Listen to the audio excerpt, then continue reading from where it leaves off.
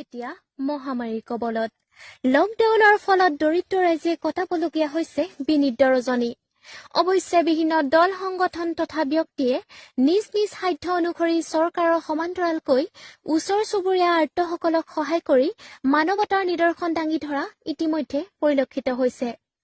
আজি যোৰহাট জিলাৰ টিয়ক বাণিজ্য সন্থাই সকলো সদস্যৰ সহযোগিতাত বৃহত্তৰ টিয়ক অঞ্চলৰ প্ৰায় 5 শতাধিক পৰিয়ালক চৰকাৰী সকলো নীতি নিৰ্দেশনা অৱলম্বন কৰি ঘৰে ঘৰে গৈ খাদ্য সামগ্ৰী বিতৰণ কৰিছে। যদিও এই সামগ্ৰী এই সময়ত আৰ্তসকলৰ বাবে পৰ্যাপ্ত নহয়, তৎসত্ত্বেও সদস্যসকলৰ সহযোগিতাত টিয়ক বাণিজ্য সন্থাই লোৱা পদক্ষেপক আদৰণি জনাইছে সাধাৰণ ৰাইজে।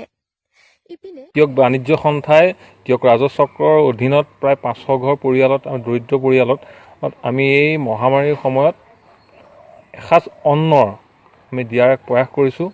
আজি সেই নিমিত্তে আমি টিয়কৰ বিভিন্ন স্থানত আজি ঘূৰিছোঁ আৰু ইতিমধ্যে আমি প্ৰায় দিছোঁ 500 ঘৰ পৰিয়ালক ইতিমধ্যে দিছোঁ। আৰু আমি দুখিত যে আৰু বহু পৰিয়াল আছে, বহু পৰিয়ালে আমাৰ লগত যোগাযোগ কৰিছে, কিন্তু আমাৰ সামৰ্থ্য সিমান নাই। গতিকে আমি আহ্বান জনাম সকলোকে যে যিসকলে পাৰে পাৰ্যমানে আত্মজনক সহায়।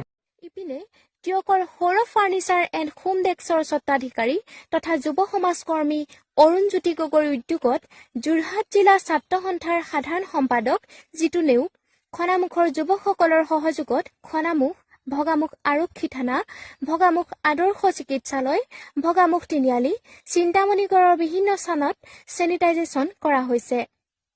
হাতে হাতে কৃষি কৰ্মত ব্যৱহৃত হেণ্ড পাম্প লৈ অঞ্চলটোৰ যুৱকসকলে গাঁওৰক্ষী বাহিনীৰ সহযোগত সামাজিক দূৰত্ব বজাই ৰাখি অঞ্চলটোৰ জনবহুল স্থানত এই চেনিটাইজেশ্যনৰ কাৰ্যসূচী অব্যাহত ৰাখিছে।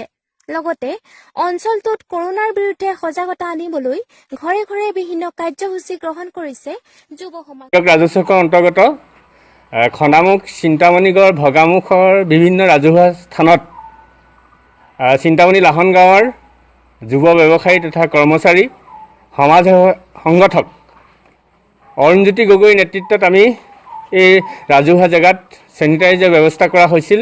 আৰু আমি এটা কথাই অনুভৱ কৰিছোঁ, আমাৰ এই অঞ্চলত চেনিটাইজাৰৰ যোগেদি এই বীজাণু আমি নাশ কৰিবলৈ সক্ষম হ'ম আৰু ৰাইজক সজাগ কৰিবলৈ আমি ব্যৱস্থা গ্ৰহণ কৰা হৈছে। স্বৰূপ ফাৰ্নিচাৰ হোম ডেকৰেশ্যনৰ নেতৃত্বত হ'ব এই কাম। আৰু তাৰ লগে লগে আমি এটা কথা অসমবাসী ৰাইজক আহ্বান জনাব বিচাৰিছোঁ, আমি সকলো ঘৰত থাকিব লাগে, সুৰক্ষিত হৈ থাকিব লাগে। কিন্তু আমি ৰাইজে কিছুমান প্ৰশ্ন অৱতাৰণা হ'ব পাৰে, যেনে চেনিটাইজাৰ এই যি আমি ওলাই মুকলি মনে কৰিছোঁ, কিন্তু আমি চৰকাৰৰ আৰু স্বাস্থ্য বিভাগৰ যিটো নীতি নিৰ্দেশনা সেইমতে আমি এই কাম কৰা হৈছে। আৰু আমি ভগামুখবাসী ৰাইজ, খনামুখ, চিন্তামণিগড় এই অঞ্চলৰ ৰাইজে স্বতঃস্ফূৰ্তভাৱে সহায় কৰিছে আৰু VDP সমিতিসমূহে আমাক সহযোগিতা কৰিছে। আমি সকলোকে ধন্যবাদ জনাইছোঁ।